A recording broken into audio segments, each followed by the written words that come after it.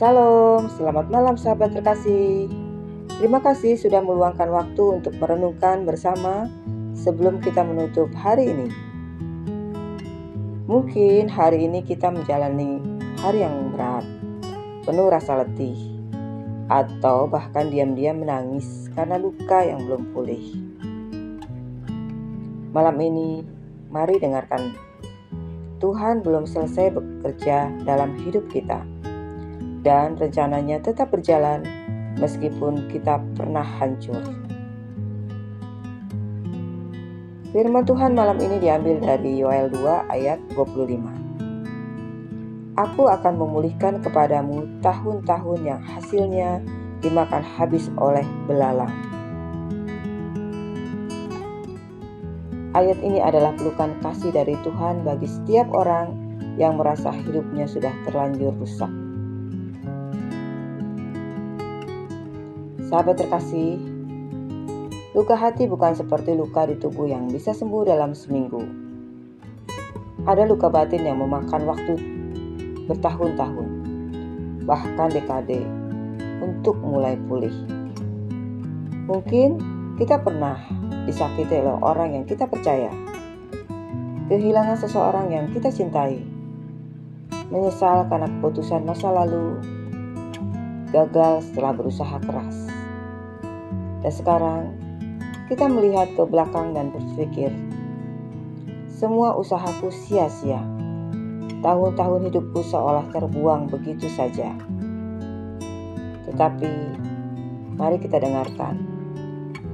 Sahabatku, Tuhan tidak melihat tahun-tahun itu sebagai sampah dan melihatnya sebagai ladang pemulihan. Kitab Yoel menggambarkan belalang sebagai simbol kehancuran total. 4 jenis belalang disebutkan, menggambarkan kerusakan bertahap, menyeluruh, dan berlapis-lapis.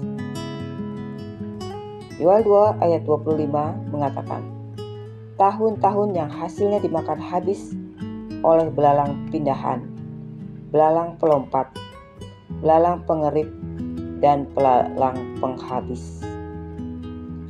Belalang itu bisa jadi relasi yang merusak dirimu, kesalahan yang kita ulangi bertahun-tahun, trauma masa kecil, rasa takut, depresi, atau kebencian pada diri sendiri. Dan semua itu bisa menggerogoti kualitas hidup kita. Tapi Tuhan tidak menyerah. Justru di titik terendah itulah Ia menyatakan janjinya, aku akan memulihkan. Sahabat, kita sering ingin melupakan masa lalu, menghapus semua yang buruk. Tapi Tuhan tidak bekerja seperti itu. Tuhan tidak menghapus masa lalu, Ia menebusnya. Ia membuat luka itu punya makna. Ia ubah rasa sakit menjadi kekuatan. Ia pakai pengalaman kelam itu untuk menguatkan orang lain di kemudian hari.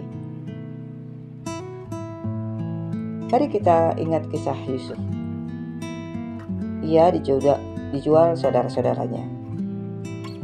Ia dibohongi, dipenjara, dilupakan. Tapi akhirnya ia berkata di Kejadian 50 ayat 20. Memang kamu telah mereka-rekakan yang jahat terhadap aku, tetapi Allah telah mereka-rekakannya untuk kebaikan. Begitu juga Tuhan bekerja dalam hidup kita. Pemulihan bukan sekedar kata rohani yang manis. Itu nyata, meski tidak selalu langsung terasa. Tuhan memulihkan secara bertahap. Dari luka menjadi belajar. Dari kehilangan menjadi penguat karakter. Dari kehancuran menjadi kesaksian yang hidup. Kadang malam-malam seperti itu. Ketika kita merasa kosong, justru adalah saat Tuhan bekerja paling dalam. Dia sedang membentuk kita dalam keheningan, dalam air mata, dalam doa yang kita pikir tidak didengar. Tapi sebenarnya tidak satu pun yang luput dari perhatiannya. Sahabat, mungkin kita tidak bisa mengulang waktu, tapi Tuhan bisa menebus waktu yang hilang. Itulah makna Yoel 2 ayat 25. Aku akan memulihkan kepadamu tahun-tahun. Tuhan tidak hanya memulihkan isi hidup kita, tapi juga waktu yang terbuang. Ia bisa mengganti 10 tahun kehancuran dengan 1 tahun kelimpahan kasih karunia. Ia bisa membuat 1 langkah ketaatan malam ini menjadi awal dari perjalanan pemulihan kita. Malam ini, jangan menyerah. Bangun besok dengan harapan yang baru. Sahabat terkasih, mari kita berdoa.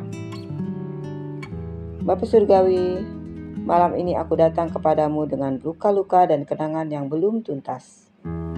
Aku menyerahkan tahun-tahun hidupku yang terasa hilang, yang terasa sia-sia. Pulihkan aku Tuhan, bangun kembali puing-puing hidupku. Beri aku iman untuk percaya bahwa rencanamu belum berakhir. Aku percaya janjimu, Engkau akan memulihkan yang hilang dan membuat segala sesuatu indah pada waktunya. Dalam nama Tuhan Yesus, kami berdoa dan mengucap syukur. Amin. Sahabat terkasih, terima kasih sudah merenungkan firman Tuhan bersama di malam ini. Jika firman ini menguatkanmu, jangan ragu untuk membagikannya kepada orang lain yang sedang dalam proses pemulihan ya. Jangan lupa subscribe, aktifkan lonceng, dan tetap ikuti renungan malam setiap hari di channel ini. Besok pagi kita akan bangun dengan harapan baru, karena Tuhan masih bekerja. Selamat malam, selamat beristirahat. Tuhan Yesus memberkati.